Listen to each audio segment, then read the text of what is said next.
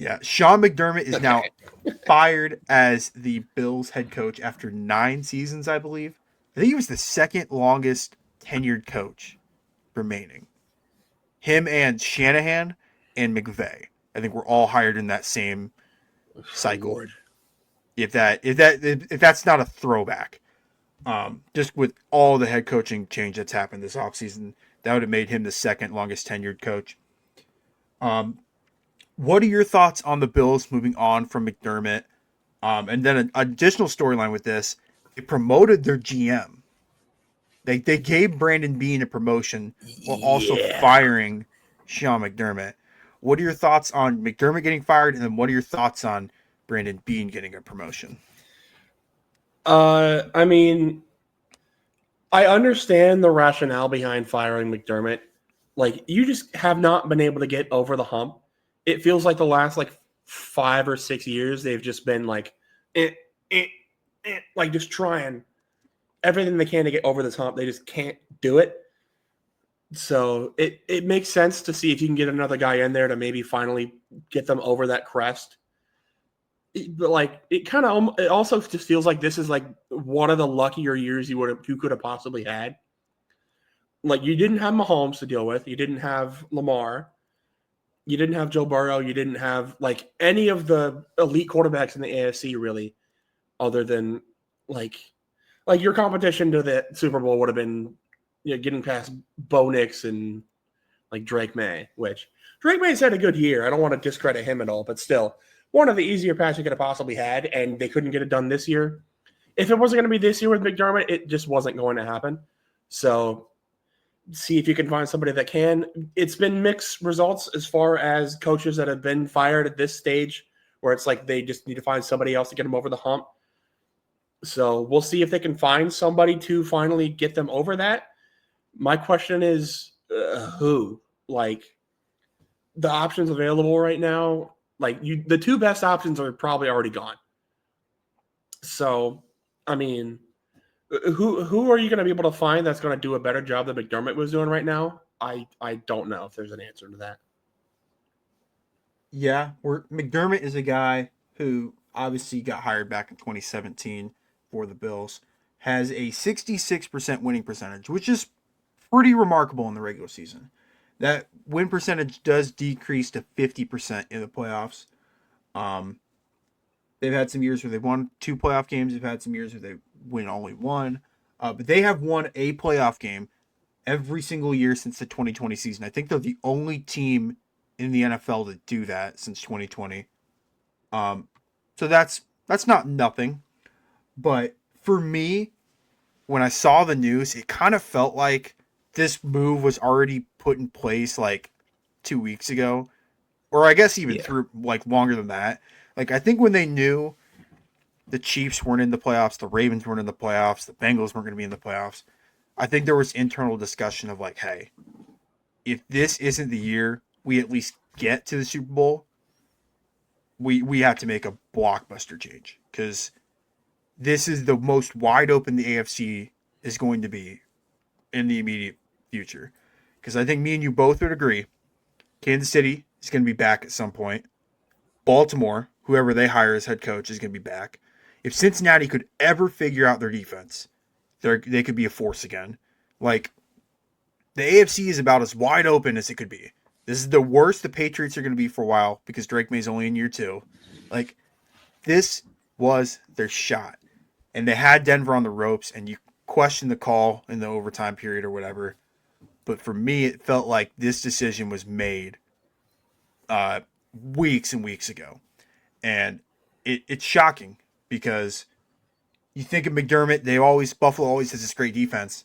But I think the stat I saw was in the playoffs, that fantastic defense gives up 33 points a game. You can you could I say you could say some of those games against the Chiefs, that's fine. You take the Chiefs games away, they still give up over 30 points a game in the playoffs. They just gave up 33 to Denver. I would not It, classify Denver's offense as elite per exactly. any measure. And it just feels like it felt like it was stale in Buffalo. Like something needed to happen. and they were never going to move off Josh Allen. Like, that was never going to happen. But for me, doesn't it feel like for you that if they were going to fire McDermott, they would have fired Bean as well?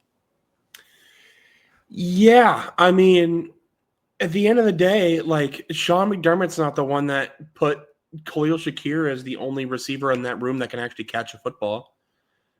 Sean McDermott's not the one that like was trotting out questionable defenses in the playoffs. Like they were getting decent results in the regular season, but like you said, like they're allowing over 30 points a game in the playoffs. Like that's not exactly a winning recipe. Like Sean McDermott, for his flaws, and there were plenty of them, there were also a lot of flaws with the Buffalo Bills roster as a whole. And I think a report came out like a couple weeks ago, like McDermott and Bean and whoever all had a meeting about like where the roster stands. And McDermott said like, hey, there are problems with his roster overall that like, I don't like, we have a good roster right now. I don't know if we have a great roster right now. And I guess that was the wrong answer. They didn't like that he was unwilling to kiss up to their boss, to his boss, and they got rid of him for it. So, I mean, yeah, I could definitely see an argument for firing Bean. The fact that they promoted him it proves that Buffalo's ownership is questionable, to say the least, or whoever's making that decision. Since 2018, after they selected Josh Allen, they've selected 58 players in the last few drafts. How many of those players do you think are Pro Bowlers? Are Pro Bowlers? Pro Bowl. And that's not even, we're not even setting the bar high because everyone makes the Pro Bowl anymore. Like 2, maybe. 2. James I'm Cook. good at this guessing game. You are. I need to switch this up. I need to throw you a curveball or something. That was a complete guess. What? James Cook and was Milano there? He's a 2017 draft pick. Oh, okay. So it's like Deion Dawkins, or Deion Dawkins is earlier, but like it's Dawson Knox and it's James Cook. Dawson Knox isn't even their starting tight end anymore. Like, do you see the point? Yeah. Like, you're just not putting great players around this Bills team. And I blame a lot of that on Brandon Beane. And it was crazy to me that when I saw that he got an extension. Because you look at some of his most recent drafts. We'll start with the 2023 draft. I feel like they nailed the pick for Dalton Kincaid. Kincaid's a beast when healthy. He's had some time where he misses some games. But then O'Cyrus Torrance is a good player. Dorian Williams is an okay player. Justin Shorter, Nick Broker, and Alex Austin are their other guys in that draft. Any of those names ring a bell? No. Okay. We'll move into 2024.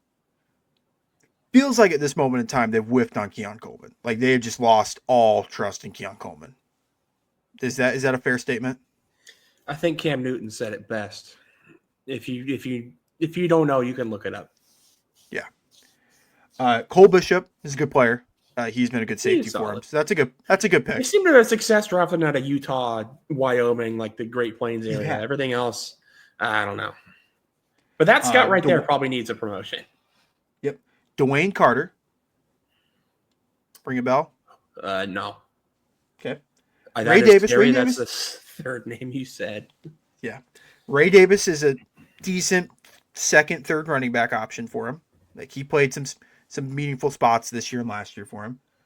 I'm not even going to, I guess I'll try to pronounce this guy's name. Cedric Van Pran Granger. Oh, yeah. I do know him, Van Pran Granger. Yeah. He's a center, right? Yeah, I think so. The last 5 names I don't even know, so I won't even say. And then this year, it's Maxwell Hairston, who was hurt. He only played in 11 games this year, so don't know. He had 2 interceptions as well, so he had an okay rookie year. TJ Sanders, who only had 1 sack this year. Landon Jackson, who played in 3 games as a 3rd-round pick for him. Like, it just feels like these draft picks for Buffalo have just been absolute whips, other than James Cook and Dawson Knox. And it'll be interesting who they hire as their next head coach, because you're right, the top candidates are off the board by now. Stefanski's gone, Harbaugh's gone. I have one more take on this, and we'll get into Player of the Week. Is it a crazy take to say that I think the potential best head coach for the Bills, and probably the funniest outcome, would be if Bill Belichick coaches the Buffalo Bills? I don't think there's a world where Bill Belichick goes back to the NFL. It would be very funny, but I really don't feel he was not good for UNC and did not have a good exit from New England. Right. I don't disagree. I agree it would be funny. I do not think that would be a good hire at all. Just throwing it out there. Sometimes with ideas, you just got to throw them on the wall and you got to see if they stick. So I just wanted to see. And that one fell straight on that one. Yeah. No. That's stuff like throwing Play-Doh at the wall.